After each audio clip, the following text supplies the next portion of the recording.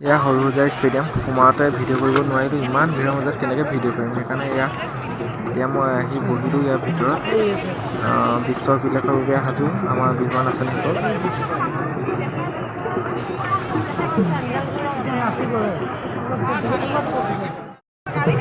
আপোনালোকৰ সন্মুখত দেখিছে নতুন আমাৰ দেৰগাঁৱৰ পৰা কিছু নতুন আৰক্ষীৰ ছোৱালী কিছুমান থিয় হৈ আছে এই ছোৱালীবিলাক তেনেকৈ থিয় হৈ আছে অলপ দিনৰ আগত মুখ্যমন্ত্ৰী ডাঙৰীয়াই চাকৰি দিছিলে তেওঁলোকে তাত ট্ৰেইনিং কৰি আছে এতিয়া তেওঁলোক যেনেকৈ থিয় হৈ আছে আপোনালোকে প্ৰধানমন্ত্ৰী ধৰি থাকোঁতে তেনেকৈ থিয় হৈছে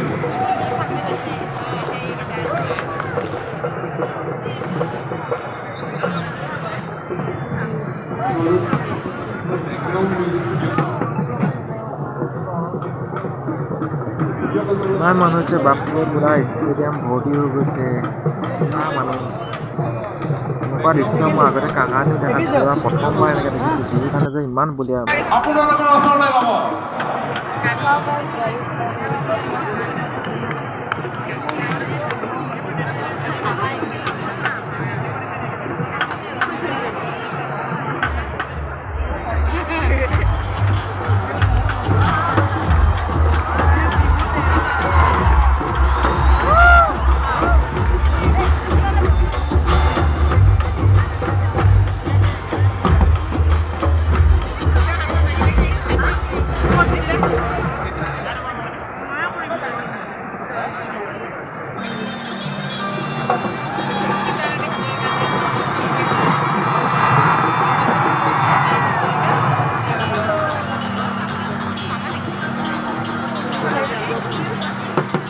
আৰু ইয়াত 15 তাৰিখৰ কাৰণে অৰ্থাৎ নৰেন্দ্ৰ মোদীৰ সন্মুখত এনেকৈ মানে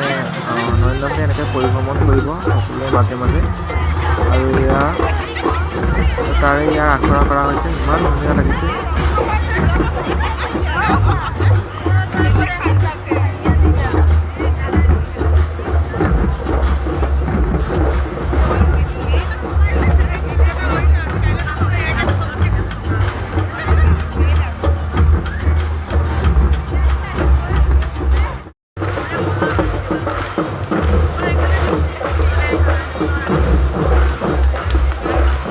চাৰখন ইমান ধুনীয়া লাগিছে ইমান ৰং বিৰঙৰ পৰা ইমান ধুনীয়া লাগিছে চাৰ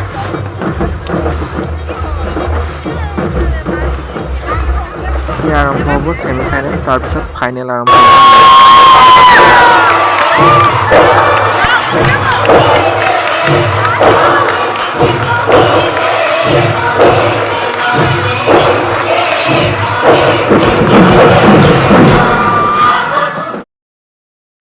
ফাইনেলৰ কাৰণে এতিয়া মানে গধূলি হ'ল একেবাৰে এতিয়া সকলো এতিয়া লাইনত ধুনীয়াকৈ আকৌ খাৰা হৈ গৈছে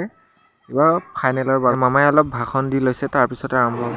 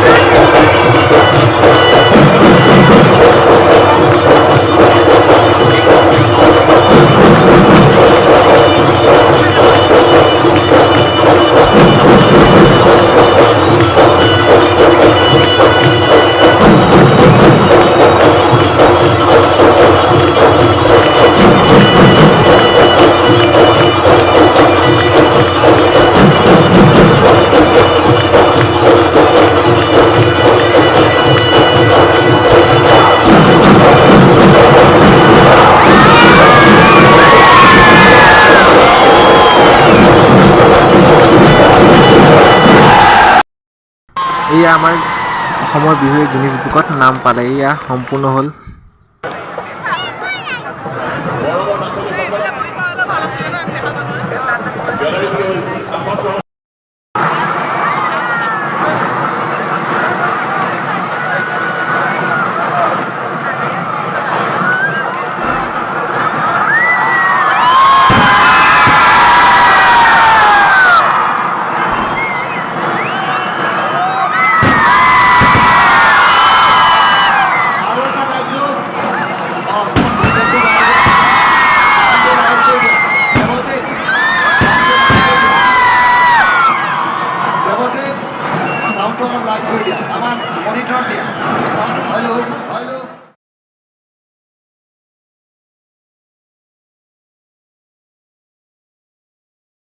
সকলো শেষ হোৱাৰ পাছত এয়া মই ফিল্ডলৈ নামি গ'লোঁ তাতে মৰমৰ আমাৰ